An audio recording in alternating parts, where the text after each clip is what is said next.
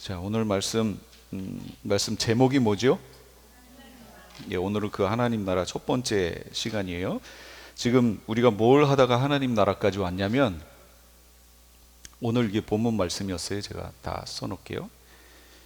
성경적 세계관 얘기를 하다가 지금 여기까지 왔습니다. 제가 질문을 다시 한번 던져볼게요.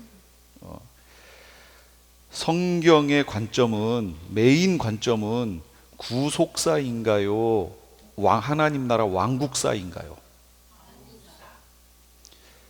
기억하셔야 돼요. 구속사라고, 우리는 구속사라는 말을 너무 많이 들어서 구속사가 메인인 것처럼 들어왔지만 실상은 왕국사가 메인이다라는 거예요. 그래야 성경의 내용들을 더 깊이 있게 이해할 수 있습니다. 오늘 여기 본문 마태복음 4장 보면 예수님이 처음 이제 활동하시면서 하신 일에 대해 얘기해 주는 거예요. 하나님 나라 복음을 선포하시며, 이따가 질문이 나올 거예요. 예수님께서 하나님 나라 복음을 선포하셨다고 나와요.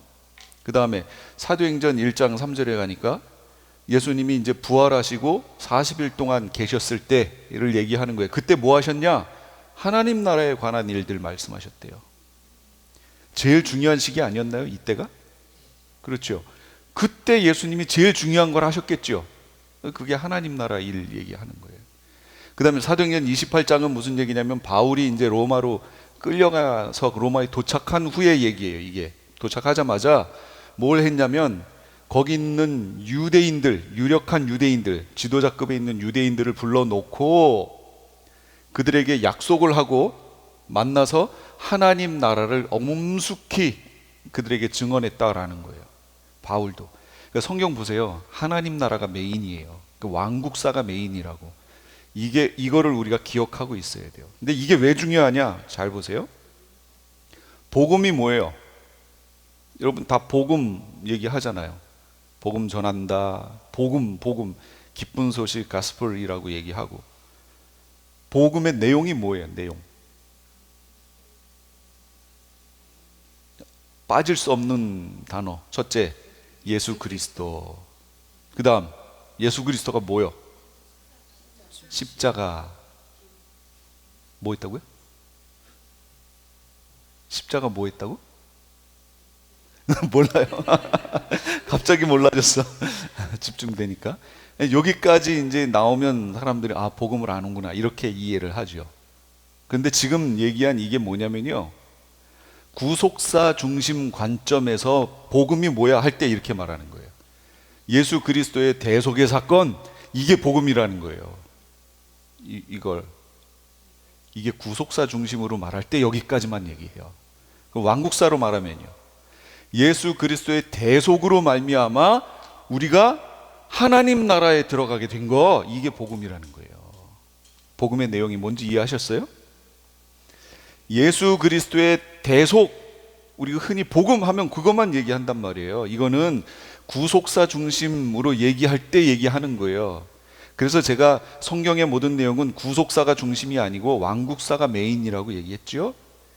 세계관 하면서 계속 얘기했어요. 복음의 내용도 이렇게 달라진다라는 거예요. 왕국사 중심이면 복음이 뭐야? 그러면 예수 그리스도의 대속으로 말미암아 하나님 나라에 들어가게 된 것, 우리가 하나님 나라에 들어가게 됐어. 어떻게? 예수 그리스도의 대속을 통해. 이게 복음이라는 거죠. 복음 전한다는 건 그거예요. 그래서 예수님도 하나님 나라의 일을 계속 전하고, 바울도 만나자마자 뭘 전했다고요?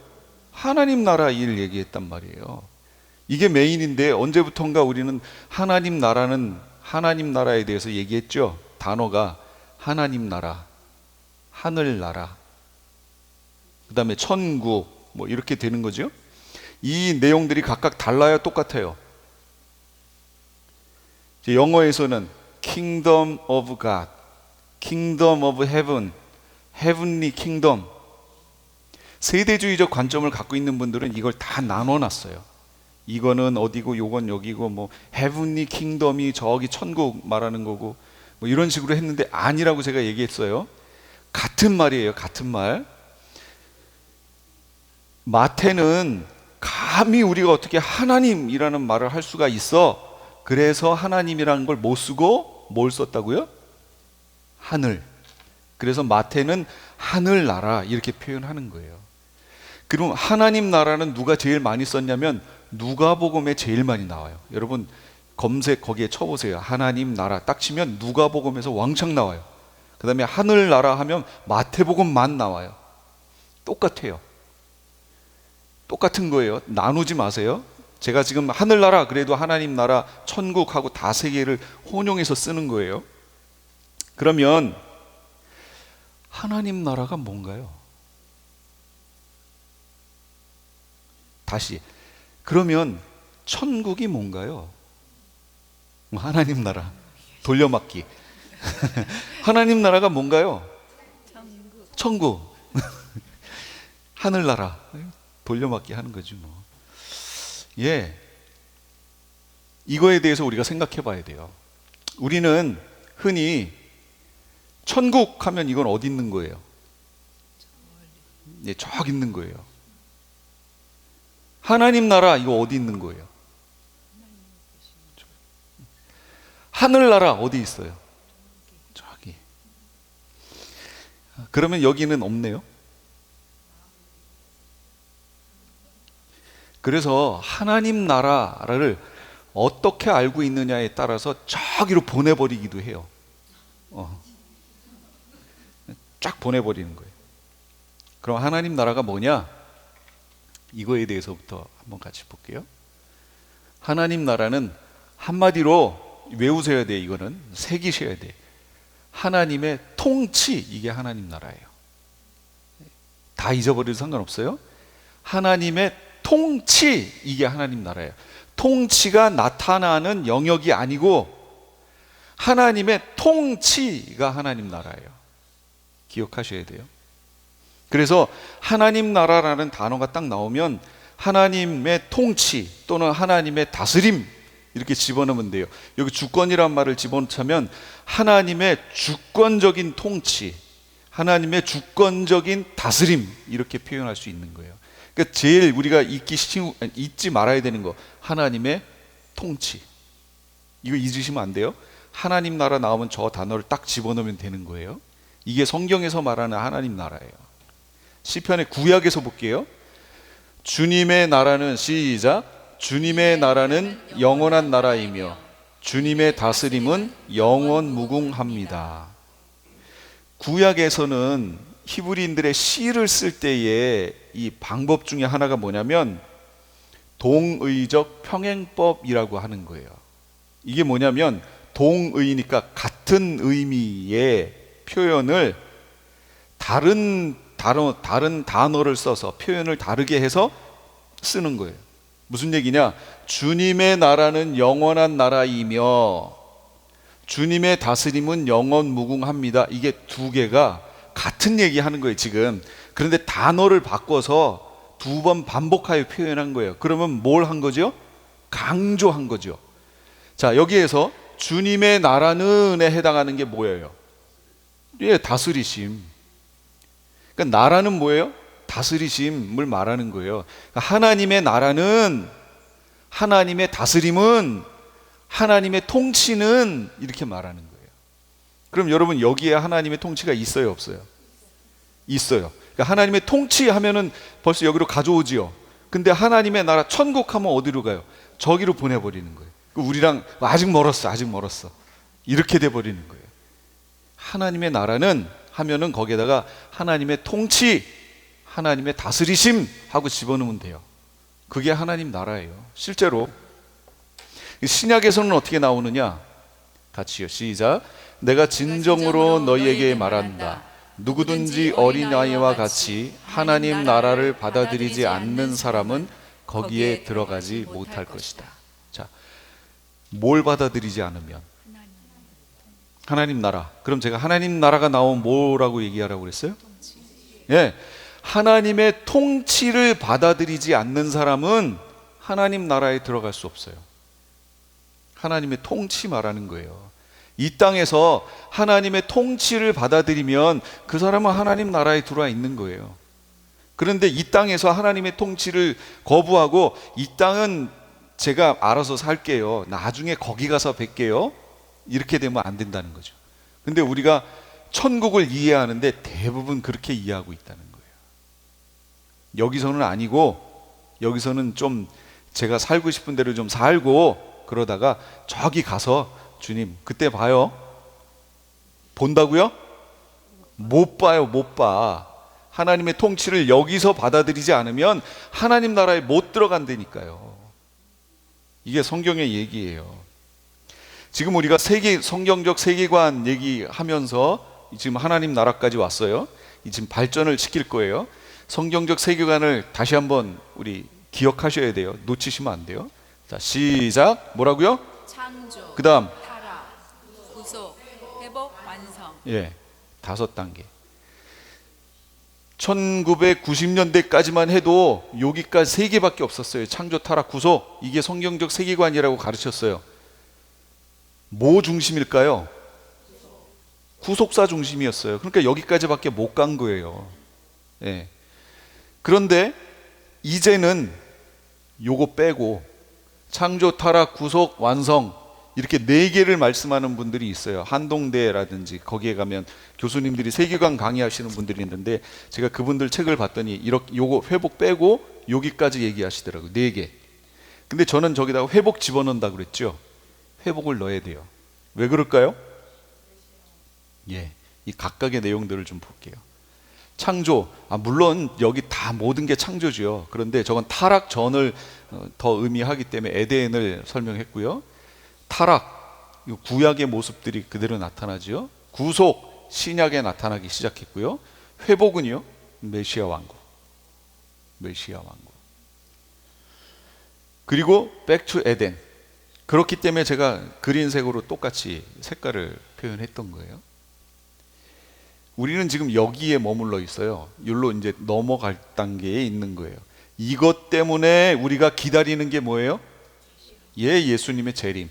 예수님의 재림을 기다려야 되는 이유는요, 메시아 왕국 때문인 거예요. 무천년적 관점을 취하면 예수님이 재림하시면 다 천국 간다고 얘기해요. 천국. 그럼 예수님이 뭐하러 이 땅에 오세요? 그냥 우리를 천국으로 부르면 되는 거지.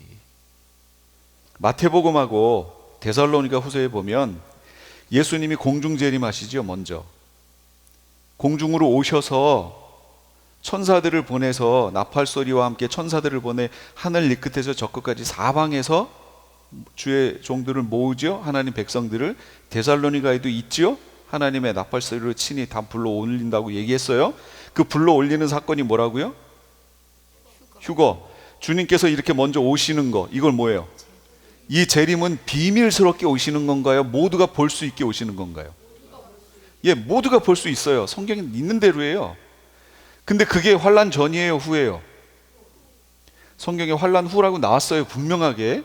그러니까 환란 후 즉시 해가 어두워지며 하면서 인자의 징조가 보이겠고 우리를 끌어올린다고 얘기했죠. 그래서 공중에서 우리를 주님을 영접하게 하시리니 나왔어요. 그러니까 재림과 휴거는 성경에서 너무 클리어하게 그려놨기 때문에 이거에 대해서 뭐라고 얘기할 게 없어요. 성경대로 하면 돼요. 그래서 주님께서 공중으로 오셔서 우리를 불러 올려서 공중에서 주를 맞이하게 했어요. 그리고 그 다음 단계가 뭐예요? 어떻게 해요? 여기서 혼인잔치, 이거는 계시록 19장으로 가야 되고, 그 다음 어떻게 해요? 지상으로 내려오지요. 예, 지상으로 내려와요. 이거는 스가랴 14장 12장에서 13장 14장까지 보시면 그의 발이 감람산에 서시겠고 나오잖아요. 나와요. 성경에 있는 대로였어요. 어떤 제가 신학을 쫓아간 게 아니에요. 그렇게 내려오셨어요. 왜 내려오세요? 무천년적 관점을 취하면, 제 교단은 백석축이에요. 무천년적 관점을 공부했어요, 신학교에서. 근데 왜 내려오지? 땅으로? 그 다음은 천국인데? 무천년적 관점을 취하면 예수님이 땅으로 내려오실 이유가 없어요. 아무 이유가 없어요. 그러니까 예수님 재림을 기다릴 이유도 없고, 휴거라는 말은 더더욱이 하지도 않고, 예, 일반 개혁교회 장로교 교단에서 휴거 얘기하고 예수님 재림 맞자고 얘기하는 거 들어보셨나요? 거의 못 들어보셨을 거예요. 관점이 지금 문제가 생겼어요. 구속사 중심 관점을 취하고 있고요. 거기서 끝나요. 여기서. 그러니까 제가 여태까지 봤을 때 이 완성 부분, 여기가 이제 새 하늘과 새 땅인데, 저 새 하늘과 새 땅을 한자로 바꾸면 뭐예요? 신천신지죠. 신천지가 저거 갖다 썼죠. 신천신지를 하나 빼서 신천지. 그 다음 여기 백투 에덴은 누가 또 갖다 썼어요? 안식교. 안식교에서 또 저 말 갖다 썼죠. 이단들은 부분적으로 성경에 있는 중요한 그 토픽들을 갖다가 썼어요. 기존 정통이라고 하는 교회들은 다 깜깜해요. 이 부분에 대해서 몰라요. 반응들이 없어요. 지금이 바로 그런 시대다라는 거예요. 자고 있는 시대. 전혀 예수님 재림에 대한 얘기도 없고 준비도 없고 그냥 이렇게 하다가 살다가 죽어서 천국 가는 이 정도까지밖에 얘기를 못하고 있다는 거예요. 이 부분이 너무 안타까워요. 그런데 창조에서부터 타락, 구속, 회복, 완성이라는 이 인류 역사가 쭉 흘러가는 중에 하나님 나라가 제가 같이 흘러가고 있다고 얘기했죠. 같이 흘러가고 있다고 얘기했고, 제가 그때 뭘 보여드렸냐면 이거 보여드렸던 거 기억하세요? 이게 이제 옛날 지도예요. 옛날 이스라엘 고토인데 이 구조가 지금은 나라가 어떻게 나눠져 있는지를 얘를 이렇게 덮으면 이제 지금의 지도가 나오는 거예요. 이것처럼, 마치 이것처럼 그냥 땅에 사는 사람들, 그냥 역사의 흐름대로 그냥 땅에 사는 사람들, 그러나 그 위에 하나님 나라를 동시에 살고 있는 사람들 하면서 제가 이 비유를 얘기했었죠. 그러니까 지금 인류 역사는, 그냥 세상 역사는 쭉 흘러가요. 그런데 그 위에 하나님 나라가 마치 안개가 싹 전체 끼어 있는 것처럼 하나님 나라 역사도 같이 흘러가요. 왕국사가 흘러가고 있어요.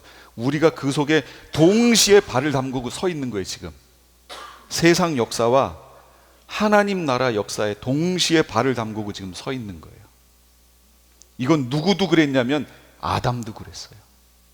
이 얘기 나오면 이제 다시 얘기할게요. 자, 그래서 세계관의 각 단계별 나타난 하나님 나라에 대해서, 창조, 타락, 구속, 회복, 완성이라는 그 각각에 대해서 하나님 나라가 어떻게 나타나고 있었었는지 그거를 보여드릴게요. 첫째는 창조예요. 창세기 1장 7, 9, 15, 24, 30 여기에 가면 그대로 되니라, 그대로 되니라 라는 말씀이 쭉 나와요. 그대로 되니라가 5번 나와요. 그대로 되니라가 무슨 뜻이에요? 그대로 됐다고. 뭐가 그대로 돼요? 예, 하나님이 말씀하신 대로 됐다고. 하나님 나라는 뭐라고 그랬죠? 하나님의 통치, 하나님의 다스리심, 그대로 되지요. 그래서 이 에덴 동산에서 하나님 나라가 더 강력했다고요. 하나님이 만드신 물질계의 역사도 흘러가지만 하나님 나라의 역사가 더 강력하게 여기 흘러가고 있었다라는 거예요.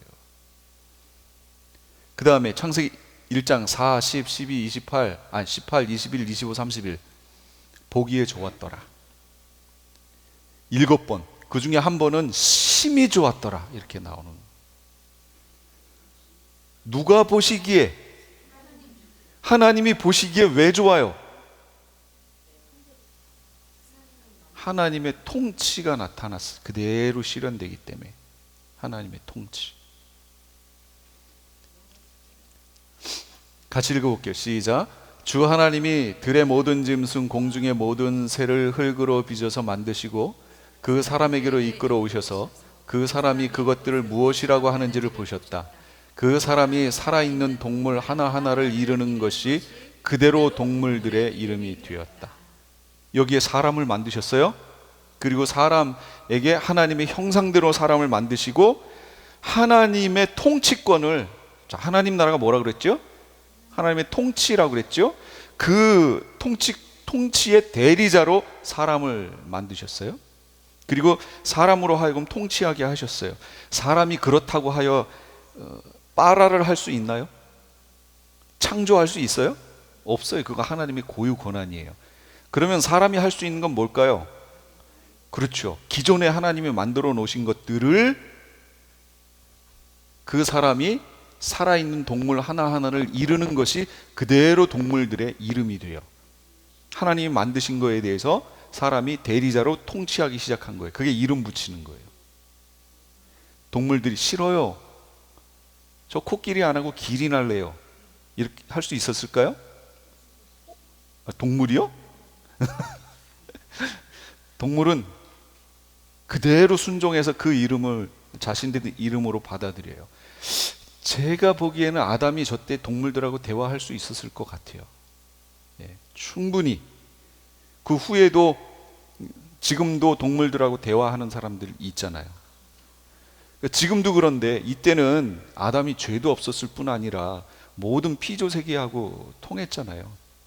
얼마든지 가능했을 것 같아요. 남자와 그 아내가 둘 다 벌거벗고 있었으나 부끄러워하지 않았다. 하나님 나라의 특징이에요. 세상 나라와 하나님 나라가 동시에 흘러가는데 아담과 하와는 하나님 나라에 그들의 모든 것이 들어와 있었어요. 이따가 그 얘기 나오면 또 다시 반복할게요. 자, 그 다음에 타락. 그런데 무슨 일이 벌어지냐면 하나님께서 선과 악을 알게 하는 나무의 열매만은 먹어서는 안 된다 하셨어요. 그럼 하나님의 통치가 실현되려면 어떻게 돼야 되는 거예요? 먹으면 안 되죠. 그런데 여자가 그 열매를 따서 먹고 함께 있는 남편에게도 주니 그도 그것을 먹었다. 어떻게 됐어요? 먹었어요. 하나님의 통치가 깨졌죠. 여기서부터 이제 문제가 생기는 거예요. 그래서 지금 우리는 동시에 같이 세상 나라와 하나님 나라를 동시에 살고 있는데 우리들의 마음이 예수 그리스도의 대속은 받았지만 더 세상 속에 치우쳐서 이렇게 살게 된 원인이 이거예요. 먹지 말라는 하나님의 통치에 불순종했어요. 불순종하면 하나님 나라를 맛볼 수 없어요. 하나님 나라 맛볼 수 없어요. 지금 여기에서도 하나님 나라를 맛볼 수 있어요. 분명히 성경에도 나오는 얘기들이에요. 그런데 왜 우리가 이 땅에서 하나님 나라를 맛보는 게 그렇게 힘들죠? 불순종. 하나님이 원하시는 대로 우리가 순종하며 살면 그곳에서 하나님 나라를 맛봐요. 하나님만이 우리에게 주실 수 있는 온갖 그 기쁨을 맛볼 수 있어요. 넉넉함을 맛볼 수 있어요. 그런데 지금 우리는 그게 약하다라는 거죠. 그러면 그 원인이 뭘까? 우리가 한번 찾아봐야 되는 거예요. 우리 스스로에 대해서. 그러자 두 사람의 눈이 밝아져서 자기들이 벗은 몸인 것을 알고 무화과 나무 잎으로 치마를 엮어서 몸을 가렸다. 아니 여러분 이거 보세요. 이미 그들은 처음부터 벗고 있는 상태 아니었어요? 처음부터 벗고 있었다니까요. 근데 뭐 새삼스레 가려요. 그 잘 생각해 보시란 얘기예요. 그런데 불순종의 결과로 하나님의 나라를 잃어버리니 이 세상 나라의 것들이 그들의 시야를 차지해 버렸어요. 원래부터 그랬는데 그 타락하기 전에는 이들은 하나님 나라에 살고 있었어요. 온전한 하나님 나라에. 그러니까 그 외의 것들은 눈에 들어오지도 않는 거예요. 하나님 나라가 메인이에요. 이들은 거기에 취해서 살고 있었던 이들이에요. 그런데 타락이 벌어지니까 하나님 나라가 속에서 깨져버렸죠. 그러니까 그 다음에는 이 세상 나라에 있는 것들만 보여요. 그 순간 아이고 내가 벗었구나 하고 창피함을, 부끄러움을 느끼기 시작합니다. 그 상태가 된 거예요. 지금 이 상태, 이게 인류의 상태예요. 지금 이게. 그래서 역시 우리도 동시에 세상 나라와 하나님 나라가 공존하는 곳에 몸을 똑같이 그냥 담고 있지만 세상 나라를 더 강하게 느낄 때가 많다는 거죠. 신앙생활을 하면서도. 그럼에도 불구하고 하나님께서는 하나님 나라를 이 땅에서 한 민족 공동체 이스라엘을 택하셔서 언약의 대물림을 통해 이어가십니다. 그러니까 하나님 나라가 없어진 게 아니에요. 구약에서는 하나님 나라가 강조되지 않아요. 구약 성경 보세요. 하나님 나라 강조되지 않아요. 그럼에도 불구하고 언약의 대물림이라고 하는 그걸 통해서 하나님 나라가 쫙 엿가락이 늘어지는 것처럼 면면을 쫙 이어가고 있는 거예요. 이 구약의 모습이 그거예요. 그래서 누가복음 3장에 보면 아담, 셋, 에노스, 가이난, 마할랄렐, 야렛, 에녹, 무두셀라, 레멕, 노아, 셈, 아박사 쭈르륵 아브라함까지 이스라엘 쭉 해서 결국은 누구까지 와요? 예수님까지 오잖아요. 이 족보의 내용이 나오죠. 이게 뭐 내용이냐면 하나님 나라 언약이 대물림되어 나왔던 흐름을 얘기하는 거예요. 이들을 통해서 하나님 나라가 언약으로 대물림되어 계속 흐르고 있었다라는 거예요. 다른 이들은 이 세상 나라에 다 살고 있었는데 그래도 이들은 언약 안에 하나님 나라에 발 얹고 살고 있었다는 거예요. 하나님 나라가 지속되어 왔다는 거예요. 이게 타락 구약의 모습이에요. 이제 구속 신약으로 넘어와요. 예수님 초림으로 넘어오는 거죠. 말하기를 회개하여라 하늘나라가 가까이 왔다 하였다. 마태복음 3장 2절은 저거 세례 요한이 얘기한 거예요. 그 다음에 4장 17절이요. 시작. 그때부터 예수께서는 회개하여라 하늘나라가 가까이 왔다 하고 선포하기 시작했다. 여러분, 하나님 나라가 구약에서 없었다고요? 있었어요. 민족 공동체를 통해서 그나마 그냥 이어져 오고 있었어요. 예수님이 오셨어요. 하나님 나라가 가까웠다라고 하는 저 말씀은 이제 그 내용이 그 이스라엘 민족에게 한정된 내용이 아니에요. 이방을 향한 그 선포였단 말이에요. 하나님 나라에 대한. 근데 여기서 우리가 주목해야 될 게 있어요. 여기 회개하여라, 저 위에도 회개하여라 라고 해놓은 거, 저거 우리가 신경을 좀 써야 돼요. 제가 문법 계속 헬라어 문법 가지고 설명했잖아요. 회개해라. 헬라어에서 명령형은, 우리말의 명령형은 기본형으로 명령하는데, 앉아, 일어서, 나가, 들어와, 기본형으로 명령하는데 헬라어는 그게 아니라고 얘기했죠. 과거형으로 명령할 수 있고 현재형으로 명령할 수 있고 완료형으로 명령할 수 있어요. 그러면 과거형으로 명령을 하면 그건 무슨 의미라고 했어요? 여태까지 너네 그렇게 안 했지? 지금 해. 이런 의미예요. 현재형으로 명령하면 그거 계속해 라는 의미라고 그랬죠. 완료형으로 명령하면, 예를 들면 앉아 라는 걸 완료형으로 명령하면 앉은 상태로 계속 있어, 이런 얘기가 되는 거예요. 이 세 가지예요. 우리하고 문법이 다르기 때문에 이해를 잘해. 그래서 그냥 우리말로 회개하여라 하고 이렇게 하면 원어가 주는 느낌을 우리에게 줄 수가 없어요. 우리는 그냥 기본형으로 명령하는 거 하나밖에 없기 때문에. 그래서 이런 걸 가지고 구원파 같은 경우 회개는 단회적이다 이런 식으로 얘기하잖아요. 제가 아니라고 그랬죠. 여기서 말하는 회개하여라, 회개하라 라는 말은 현재형으로 명령한 거예요. 그러면 회개하라 현재형으로 명령하면 어떻게 하라는 얘기예요? 너의 삶을 통해 계속해서 회개해야 돼, 이런 의미예요. 계속해서. 그런 의미라고요. 그러니까 원어의 의미를 살리려면 요 앞에다가 부사 하나 넣어야 돼요. 우리말로는 계속해서, 이렇게 계속해서 회개하라 이렇게 돼야 되는 거예요. 그래야 원어가 갖고 있는 의미를 우리에게 전해줄 수 있는 거죠.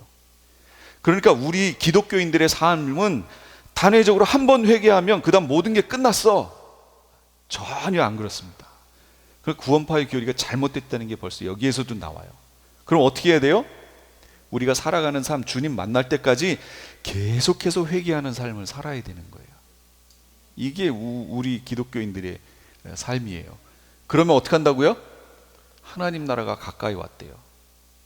하나님 나라가. 예수님이 계속 이렇게 얘기하세요. 누가복음 보아라 여기 있다 또는 저기 있다고도 말할 수도 없다. 보아라 하나님 나라는 너희 가운데 있다. 그러니까 여기서 말하는 너희 가운데 있다라고 하는 이거는 우리가 여러 가지 해석이 나올 수 있는데 이거 유대인들에게 얘기한 거거든요. 근데 유대인들 지금 예수님 안 받아들이고 있었잖아요. 근데 안 받아들이고 있는 그들에게 너희 가운데 있다 그러면 뭔가 이상하잖아요. 그들은 지금 반역 거부하고 있는, 불순종하고 있는데.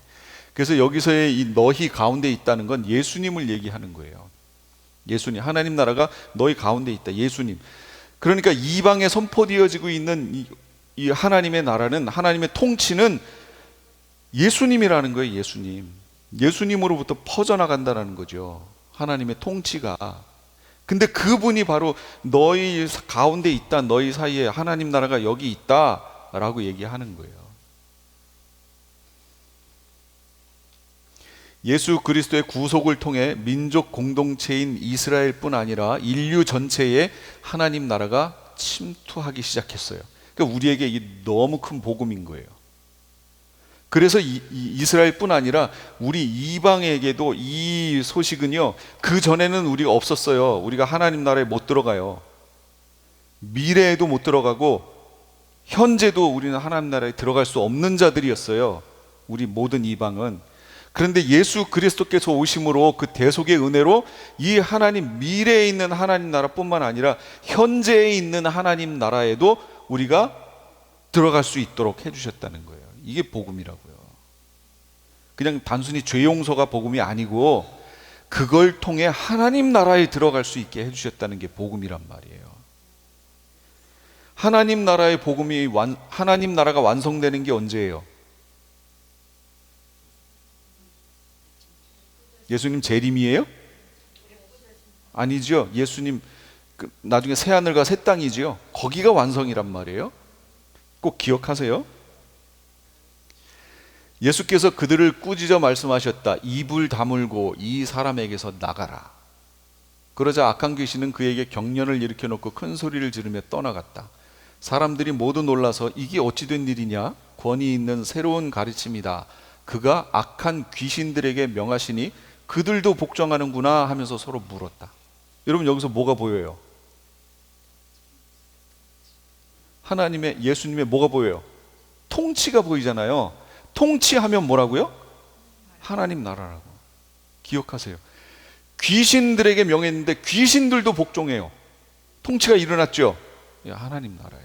그래서 누가복음에 또 뭐라고 하냐면 그러나 내가 하나님의 능력을 힘입어 귀신들을 내쫓으면 하나님 나라가 너희에게 이미 온 것이다.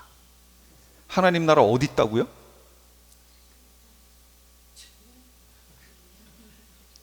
되게 멀어요. 되게 멀어. 저기 있어요? 예, 거기도 있어요. 나중에 완성될 거예요.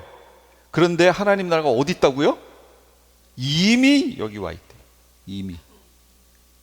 오늘은 하나님 나라 1이에요. 이제 2, 3 나가면서 발전할 거예요. 하나님 나라가 이미 여기 있대요. 그러니까 여러분은 하나님 나라에 사셔야 돼요. 이 세상 나라 노록에 사시면 안 돼요. LA 한인타운에 사시면 안 돼요. 육체는 거기 있지만 우리는 어디 살아야 되는 거예요? 하나님 나라에 살아야 되는 거예요. 이게 바로 하나님 나라의 현재성이에요. 현재적. 하나님 나라는 현재적이며 또요, 그들은 제자들의 마음을 굳세게 해주고 믿음을 지키라고 권하였다. 그리고 또 이렇게 말했다. 우리가 하나님 나라에 들어가려면 반드시 많은 환난을 겪어야 한다. 여기서 하나님 나라에 들어가려면 이게 뭐예요? 어디 있는 하나님 나라? 저기 있는 하나님 나라. 거기 들어가려면 많은 환난을 겪어야 된대요. 이거는 하나님 나라의 뭐예요? 미래성. 미래적인 하나님 나라. 그러니까 하나님 나라는 현재적인가요? 미래적인가요? 예, 둘 다예요. 둘 다예요. 현재 여기서 하나님의 나라를 살던 사람이 미래에 저기 하나님 나라에 들어가는 거예요. 현재 여기서 하나님 나라를 안 살고 매일매일이 지옥인 삶을 살던 사람이 죽어서 그 하나님 나라에 들어가지 못한다라는 거죠.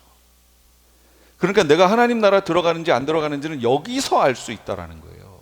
여기서. 그래서 여기에서 하나님 나라를 만들며 살아야 돼요. 그 연장선상에서 마지막에 최후의 하나님 나라, 완성되는 하나님 나라에 우리가 들어가는 거예요.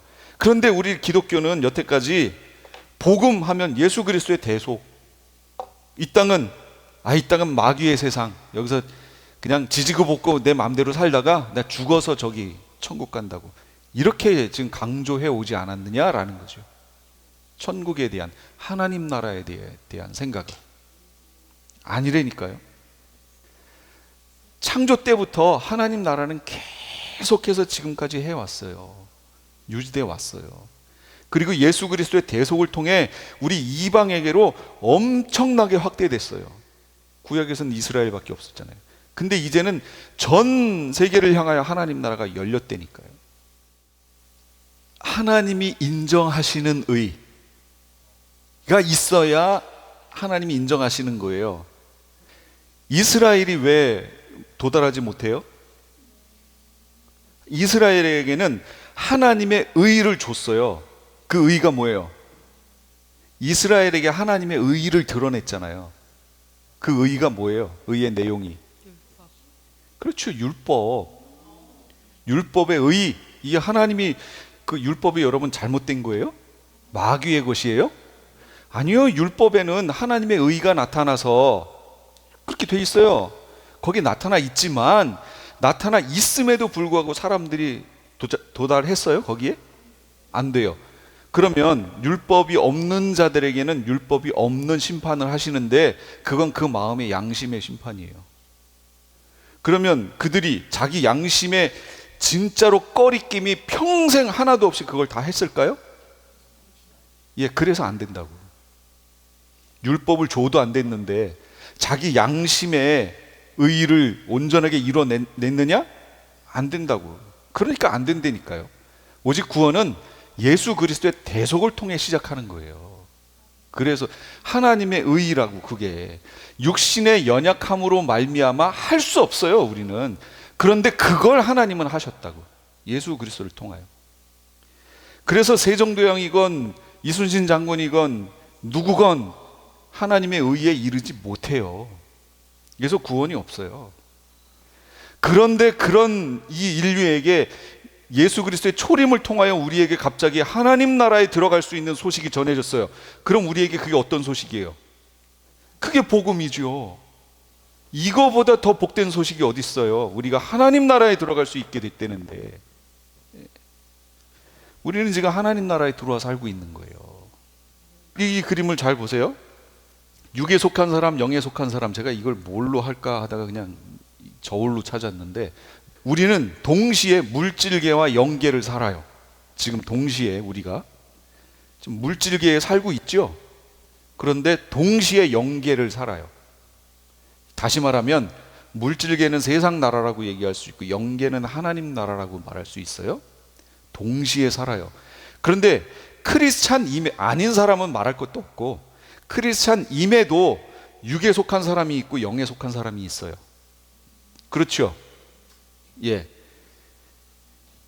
크리스찬인데도 나의 온통 모든 생각은 세상 나라 것이야. 그런데 어떤 사람들은 그 중에 하나님 나라에 마음을 두고 살아가는 사람도 있어요. 저는 우리 모두가 이렇게 되기를 바라요. 영에 속한 사람. 영에 속한 사람은 현재 닥치는 뭐 일들에 대해서 일희일비하지 않아요. 그게 뭐, 죽으면 어떻게 된다고요? 죽으리라. 나 죽으면 나 하나님께. 그 마음으로 그냥 살아요. 근데 물질계에 묶인 사람들은요, 이 땅의 것에 묶여가지고 조금만 저기 되면 막 그냥 난리가 나는 거예요. 저는 우리 모두가 이렇게 됐으면 좋겠어요. 아담은 처음에 이렇게 돼 있었어요. 에덴에서. 그래서 물질계에 속한 거에 대해서 둔감했던 거예요. 영계의 눈을 뜨고 하나님하고 대화하며 하나님의 신령한 그 세계를 맛보며 살고 있었거든요. 그런데 어느 날 죄를 짓더니 갑자기 저렇게 바뀐 거예요. 그러니까 이제 보이기 시작하는 거예요. 뭐가? 물질계가. 그래서 육체의 연약함이 보이기 시작하고 부끄러움이 보이고 이렇게 됐던 거예요. 자, 이제 회복 볼게요. 회복은 뭐냐? 메시아 왕국 얘기하는 거예요. 전천년적 관점. 누가복음에 보면 같이 읽어볼게요. 시작. 그래서 예수께서 말씀하셨다. 귀족 출신의 어떤 사람이 왕 위를 받아가지고 돌아오려고 먼 나라로 길을 떠날 때에, 비유를 들으시는 거예요. 11절에 뭐가 나오냐면 예루살렘으로 제자들하고 가는데 제자들이 어떻게 생각했냐면 이제 예루살렘으로 들어가니까 이제 하나님 나라가 이 땅에 임하겠구나 하고 이러고 들어가고 있었어요. 예수님이 그걸 아셨어요. 그래가지고 가는 여정 속에 예수님이 비유를 얘기하시는 거예요. 그 첫 번째 내용이 이게 예수께서 말씀하신 거예요. 귀족 출신의 어떤 사람이 왕 위를 받아가지고 돌아오려고 먼 나라로 길을 떠났어요. 그랬더니 이 나라에 있던 사람들이 그 사람이 왕됨을 원치 않아서 왕 위를 받으러 간 거기에다가 청탁을 넣는 거예요. 이 사람이 우리 왕 되는 거 저희 원치 않아요. 막 이렇게 했어요. 그런데 결국 그 사람이 왕 위를 가지고 돌아왔어요. 근데 가기 전에 이 땅에 있는 그의 종들에게 돈을 맡긴 거예요. 얼마를. 그 장사해라 이렇게 하고 갔어요. 와서 결산하는 거죠. 이게 비슷한 비유가 마태복음 25장의 달란트 비유예요. 이게. 근데 누가복음은 조금 달라요. 어쨌든 둘은 남겼고 하나는 안 남겼어요. 책망하시면서 그 남은 것도 더 많이 가진 자에게 주고 바깥 어두운 데 쫓아내지요. 그리고 자기가 왕됨을 원치 않았던 이들도 처벌하세요. 그러면 여기 왕 위를 받아가지고 돌아오려고 먼 나라로 길을 떠난 사람 누구예요? 예수님 얘기하는 거예요. 그러면 예수님이 지금 초림에 오셨잖아요. 초림에 오시고 예루살렘으로 들어가는데 제자들은 이제 예루살렘 들어가기만 해봐, 이제 하나님 나라가 펼쳐질 거야 이러고 있는데 예수님은 아니야, 지금 그 얘기 하시는 거죠. 내가 이제 갈 거야, 왕위를 받아서 올 거야, 기다려 하고 가시는 거예요. 예수님이 그 장면을 지금 설명한 거라고요. 그럼 예수님이 왕이라고요? 지금? 먼 길로 가서 갔다가 오실 때 왕위를 가지고 오시죠. 왕권을. 그게 재림이잖아요. 그래서 초림의 예수님은 어린 양으로 제물되기 위해 오신 거고, 재림에 오시는 메시아는 왕으로 오시는 거예요. 그래서 왕으로 오셨기 때문에 메시아 왕국이 펼쳐지는 거예요. 그걸 계시록에서는 천년왕국이라고 얘기하는 거고, 뭐 이거는 우리 계시록에서 다 했던 얘기니까. 내가 또 보자들을 보니 하면서 쭉 거기 사람들이 있는데 그들은 심판할 권세를 갖고 있대요. 예수 증언한 하나님 말씀 때문에 목배인 사람들의 영혼을 보았습니다. 그들은 그 짐승 우상에게 절하지 않고 그들의 이마와 손에 그 짐승의 표를 받지 않은 사람들입니다. 그들은 살아서 그리스도와 함께 1000년 동안 다스렸습니다. 여러분, 그리스도와 함께, 그러면 그리스도가 오셨다는 얘기죠. 그리스도가 오셨다는 얘기는 여기가 메시아 왕국이란 얘기죠. 거기에서 1000년 동안 다스렸습니다. 다스림이 뭐라고 그랬어요? 제가 하나님 나라. 그러니까 회복이라고 하는 메시아 왕국이 하나님의 나라가 다시 백투 에덴이에요. 죄짓기 전 그 상태로 돌아가는 거라고요. 그래서 회복이에요. 회복. 근데 이 내용을 성경에서는 안 가르치는 거죠. 무천년적 관점을 취한 분들은 회복이라는 말을 몰라요. 구속에다가 집어넣고 가르쳐. 그리고 다 됐대. 지금 우리가 모든 게 완성이 됐대. 완성 안 됐어요. 그리스도가 왕으로 오셔야죠. 그래야 처음 하늘과 처음 땅에서 모든 게 완성되지요. 제가 메시아 왕국이 왜 있어야 한다고 그랬어요? 성경적 당위성. 없으면 절대로 안 돼요. 왜 있어야 돼요? 하나님이 에덴 동산에서 아담에게 명령하셨잖아요. 생육하고 번성하여 땅에 충만하라, 땅을 정복하라, 땅을 다스리라 라는 왕권, 다스림, 하나님 나라에 대한 명령하셨잖아요. 그런데 그 명령을 받자마자 어떻게 됐어요? 받자마자 타락해버렸어요. 그 명령이 깨져버렸어요. 구약에서는 그 4000년이라는 기간 동안 이스라엘에게, 그것도 이스라엘 민족 전체도 아니에요, 특정한 어떤 이들에게만 하나님 나라가 실타래로 조그맣게 가느다랗게 이어져 왔어요. 이걸 가지고 주님께서 에덴 동산에서 명령하셨던 그 명령이 성취됐다라고 할 수 있나요? 그러면 하나님이 문제라니까. 제가 계속 그러잖아요. 우리는 문제 안 돼요. 근데 하나님이 명령하셨는데 명령이 성취되지 않은 상태로 이 세상이 끝나버리면 하나님이 문제시라니까요. 그럼 하나님의 그 명령이 온전하게 성취된 곳, 그게 어디예요? 그게 여기 메시아 왕국. 그래서 이 모습을 우리 아까 교동문 했던 거 있죠. 그 내용이 바로 이 내용이었잖아요. 이사야 11장 내용. 그 다음에 이사야 65장에도 이 내용 그대로 똑같이 나와요. 거기 이 자연계와 모든 것이 하나님이 처음에 명령하셨던 그대로 회복되어 있는 모습, 다스림이 드러나는 그 모습이 그대로 나타나 있어요. 그게 메시아 왕국이에요. 그래서 이게 이 땅에 하나님이 만드신 처음 하늘과 처음 땅에 성취되고 끝나야 돼요. 우리는 지금 이걸 바라보고 있는 거예요. 그 시점에 놓인 거예요. 우리가 예수님의 재림을 기다려야 되는 이유는 뭐예요? 이것 때문인 거죠. 하나님 나라의 성취, 이 땅에서의 하나님 나라의 성취, 이것 때문에 예수님의 재림을 기다려야 되는 거고, 예수님이 공중 재림하셨다가 지상 재림하시는 이유는 이 지상에서 바로 메시아 왕국 하나님 나라의 성취를 이루기 위해서라는 거죠. 이걸 놓치고 지금이 메시아 왕국이라고 자꾸 가르치니까 성경을 상징으로 다 보게 되는 거예요. 성경은 실제로 기록됐는데 상징이라고 자꾸 풀이하는 거죠.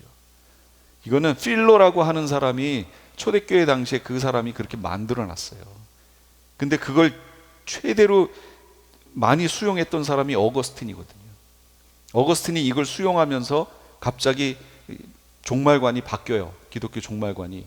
처음에는 전천년적, 역사적 전천년적 관점으로 성경을 다 보고 요한에서부터 이레니우스, 터툴리안 다 그렇게 봤는데, 그 사람이 등장한 이후로 어거스틴으로 와서 어거스틴 때부터 무천년적 관점으로 성경 해석이 바뀌어버려요. 종교개혁자들이 초대교회로 돌아가자 하더니 초대교회로 못 가고 어디까지밖에 못 가요? 어거스틴까지밖에 못 가요. 그래서 어거스틴 신학을 그대로 가져왔어요. 지금 그래서 지금이 무천년 그 메시아 왕국 시대다라고 지금 해석하는 거예요. 성경을 다 상징으로 보고 하는 해석. 그 다음 단계가 뭐예요? 완성, 새하늘과 새 땅, 신천 신지. 계시록에 보면 그때 나는 보좌에서 큰 음성이 울려 나오는 것을 들었습니다. 보아라, 하나님의 집이 사람들 가운데 있다. 하나님이 그들과 함께 계실 것이요. 여러분, 하나님의 집이 우리와 함께 있는 거예요. 근데 지금은 이렇지 않지요. 지금은 정확하게 구별되어 있잖아요. 지금 하나님이 어디 계세요? 하늘에 계시잖아요. 지금 이 땅에는 성령 하나님이 계시죠. 성령 하나님이. 그런데 최종 완성 때에는 하나님의 집이 사람들 가운데 있어요. 그래서 지금 이 시대는 3층 천이라고 얘기하는데, 바울도 3층 천에 갔다 왔다 이렇게 하늘을 3층으로 설명하는데, 이때가 되면 3층 천이 없어져요. 하나님의 집이 그냥 사람과 같이 있어요. 그냥 하나가 돼버리는 거예요. 그래서 계시록 21장에 가면 새 하늘과 새 땅 이렇게 되는 거예요. 그런데 메시아 왕국까지는 뭐라고 그래요? 새 하늘들과 새 땅 이렇게 나와요. 원어가 그렇다고요. 근데 이 원어도 없애버리고 새 하늘과 새 땅 해버리니까 구별이 안 가는 거예요. 메시아 왕국은 새 하늘들과 새 땅, 이거는 베드로후서에 있고요. 그 다음에 이사야서에도 있어요. 구약에는 분명히 복수로 나왔는데 그것도 단수로 바꿔놨어요. 성경 해석이 엉망이 되는 거죠 지금. 왜 그랬냐? 한자 때문에. 킹제임스가 와가지고 중국으로 와서 한자로 번역되고, 한자에서는 복수가 없는 것이 우리 말로 번역되면서 그냥 하나님이 천지를 창조하시니라, 아니요, 하늘들과 땅을 창조하시니라 이렇게 돼 있거든요, 원어가. 근데 복수 없어지고 단수로 다 바뀌어버렸어요. 문제죠. 성경을 그래서 제대로 원어에서 가져온 해석을 해야 되는데, 문제가 뭐냐면 이미 기존의 신학으로 그게 고착화돼 가지고 원어로 바꿔야 된다고 해도 그 원어를 복수로 되어 있는 걸 보면서도 단수로 번역을 해요. 하나님의 집이 사람들 가운데 있고 하나님께서 친히 그들과 함께 계시는 것은 하나님의 통치가 온전히 성취됐다, 이거 말하는 거예요. 그래서 마지막 완성, 저 신천 신지에 가면 하나님 나라가 완벽하게 완성이 돼요. 그러니까 불순종도 없어요. 거긴 불순종도 없어요. 완벽해요. 하늘도 하나로 합쳐져요. 없어요. 이제 다른 곳이 없어요. 하나가 합쳐지는 곳. 새 하늘과 새 땅. 무천년적 관점은 제가 하나님 나라 관점의 중요성에 대해서 지금 설명하는 거예요. 무천년적 관점은 강조점이 현실에 있어요. 현재, 여기서, 이거에 강조점이 있어요.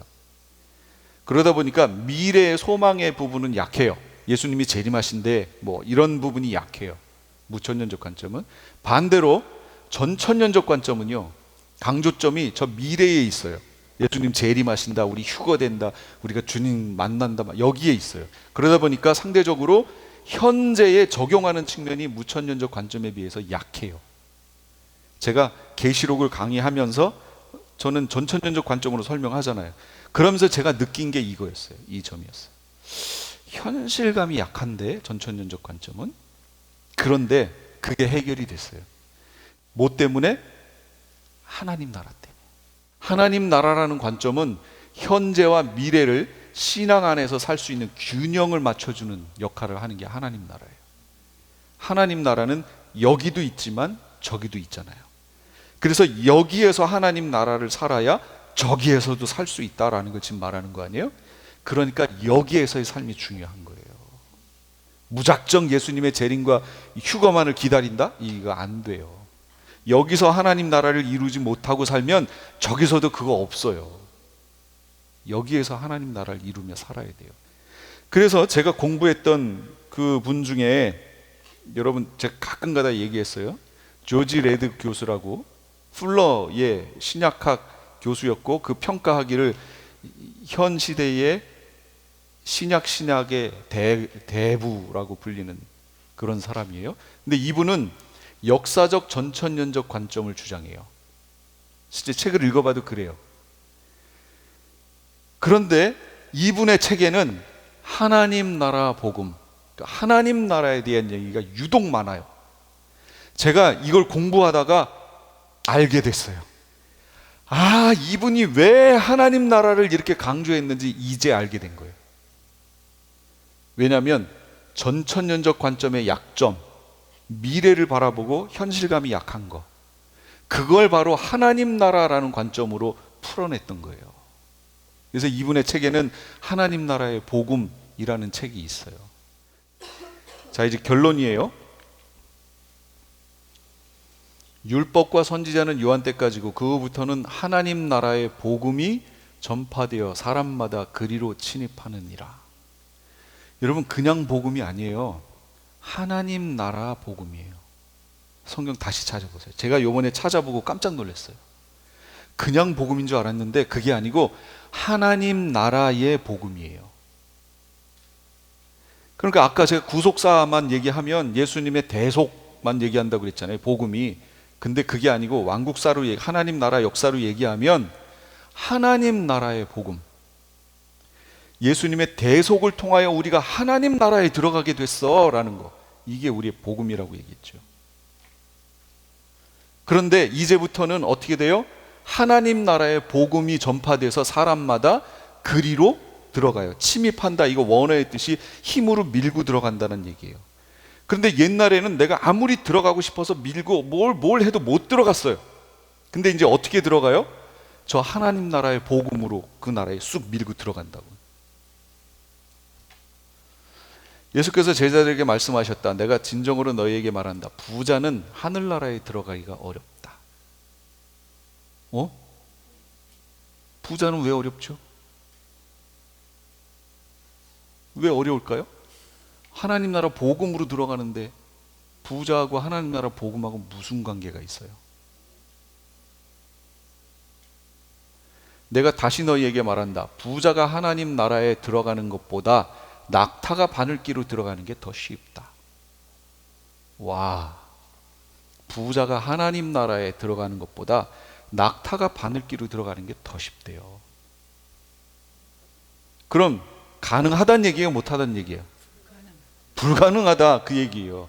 그런데 그 다음에 예수님이 뭐라고 하시냐면 사람으로서는 할 수 없으되 하나님으로서는 하실 수 있느니라 이렇게 나와요. 나오긴 하나 부자가 왜 하나님 나라 들어가기가 어렵죠? 그러면 우리가 부자에 대해서 생각을 해봐야 돼요. 부자가 뭔데요? 그래서 국어 사전적 의미가 이거예요. 재물이 많아 살림이 넉넉한 사람. 제가 보기에 여기에 부자는 없는 것 같아요. 제가 보기에 여기 부자가 없어요. 근데 이제 그걸 얘기할게요. 보세요. 부자를 어떻게 정의하느냐에 따라서 이게 말이 해석이 달라진다는 거죠. 지금 성경에서 말하는 부자가 재물이 많아 살림이 넉넉한 사람을 지금 여기에서 말하는 걸까요? 요거 말하는 걸까요? 근데 이 말씀 요 앞부분에 부자 청년이 예수님을 찾아온 얘기예요. 이게 그 얘기예요. 그런데 내용상으로 보면 이게 맞아요 또. 그렇죠? 이걸 말하는 게 아니고요. 겉으로 보면 그렇게 보여요. 재물의 많고 적음에 상관없이 그 마음을 재물로 채운 사람. 재물이 많아요 이 땅에.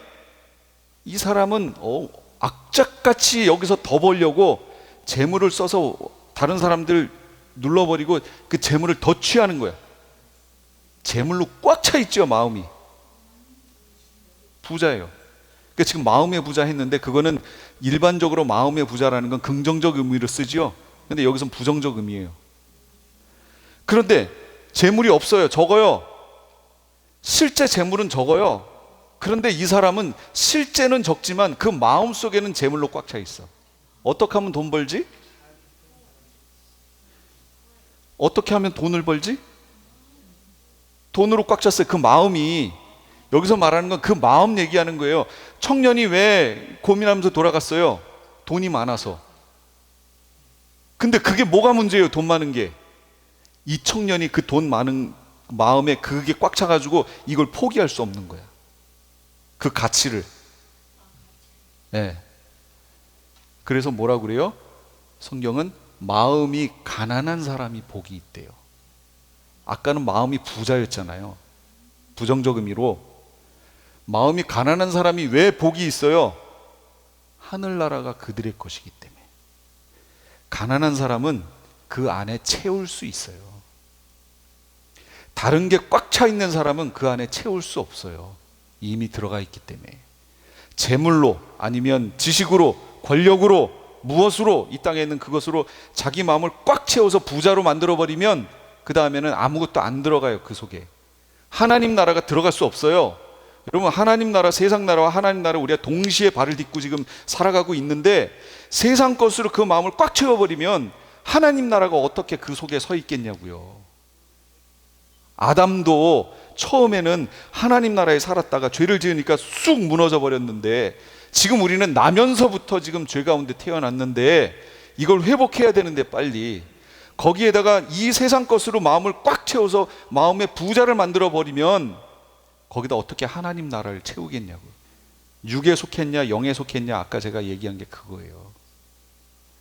우리가 영에 속해야 하나님 나라에 속해야 하나님 나라가 뭐라 그랬어요? 다시 하나님 나라는 하나님의 통치, 하나님의 통치를 받죠. 하나님 나라 영에 속해야 하나님의 통치를 받으며 살 거 아니에요. 근데 세상 걸로 꽉 찼으면 하나님의 통치를 받겠냐고요. 내가 생각한 걸로 그걸 만들어 버리지. 하나님 통치가 아니라 내 세상 만드는 거죠. 그래서 그 마음이 이 세상 것으로 꽉 차서 부자가 되면 하나님 나라하고 멀어요. 들어가기 힘들어요. 마음이 가난한 사람이 하나님 나라 들어가요. 그런 사람만이 하나님 나라로 그 마음을 채울 수 있거든요. 하나님이 허락하신 단 한 가지의 마음의 부자가 있어요. 그건 하나님 나라예요. 하나님 나라로 그 마음을 채우라고. 너희는 먹든지 마시든지 무엇을 하든지 다 하나님의 영광을 위해서 하는데 먼저 뭘 구하라고요? 하나님 나라와 의의를 구하라고. 나머지 것은 이 모든 것이 너희에게 있어야 할 것을 하나님이 아신다니까. 그건 육에 속한 건데 그마저도 하나님이 아신다고요. 아신다고. 그러면 우리가 하나님 나라에 속한 것을 구하면 하나님은 이 모든 것을 너희에게 더하시리라. 여러분, 이게 제 말이에요? 하나님 말씀을 믿으세요. 내 신학적 논리나 이게 아니고 하나님 말씀을 믿으라니까요. 주님이 다 아신다고, 채워주신다고 하셨어요. 그러면 그 말씀대로 해보세요. 또요, 그들은 제자들의 마음을 굳세게 해주고 믿음을 지키라고 권고했다. 제자들이 떠나면서. 그리고 또 이렇게 말했다. 우리가 하나님 나라에 들어가려면 반드시 많은 환난을 겪어야 한다. 여러분, 우리는 하나님 나라에 들어가기 위해서 지금 신앙생활을 하는 거예요. 그러려면 지금 여기에서 하나님 나라를 살아야 된다고 그랬죠. 내가 이 땅에서 하나님 나라를 살려고 하면 따라오는 게 있어요. 이거예요. 환난이에요. 우리 삶 속에. 여러분이 정말 하나님 말씀대로 살려고 회사에 가서든 직장에 가서든 어디에서든 그렇게 해보세요. 그러면 주변에 있는 사람들이 와 하고 다 좋아할 것 같아요? 안 와요. 마귀는 우리를 넘어뜨리기 위해서 지금 있는 존재거든요.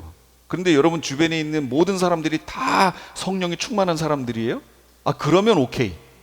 그런데 그렇지 않아요. 마귀에 속한 사람들이 너무 많아요. 그럼 그 사람들이 그냥 두겠냐고요. 핍박을 겸하여 받아요. 그렇게 받는다니까요. 그러니까 마음 가난한 사람이 하나님 나라에 들어가고, 하나님 나라에 들어가려면 많은 환난을 또 미래적으로 겪어야 되고, 또 이 땅에서 겪어야 돼요. 현재의 하나님 나라를 살아야 앞으로의 하나님 나라도 살 수 있다는 걸 기억하셔서 신앙 결단하시고, 여러분 결단하셔야 돼요. 내가 여기 살지 저기 살지. 지금 내 몸은 여기 있지만 내가 여기에서 하나님 나라를 살지 세상 나라를 살지 여러분 결정하고 사셔야 돼요.